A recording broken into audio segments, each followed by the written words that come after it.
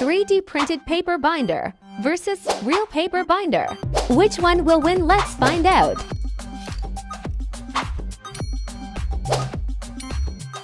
Paper binding test. Binds smoothly. Nice grip, but still papers slipped a bit. Let's see. As strong as a weld. Did its job as it's supposed to. Life hack test. All right. Wow, it stands still. Nice. Let's see. Completely destroyed. Let's do it with fresh piece. Still not good for life hack. Let's do it this way. It didn't work. 3D printed can be used in other stuff. That's why this time 3D printer is the winner. Like and subscribe for more fun comparisons.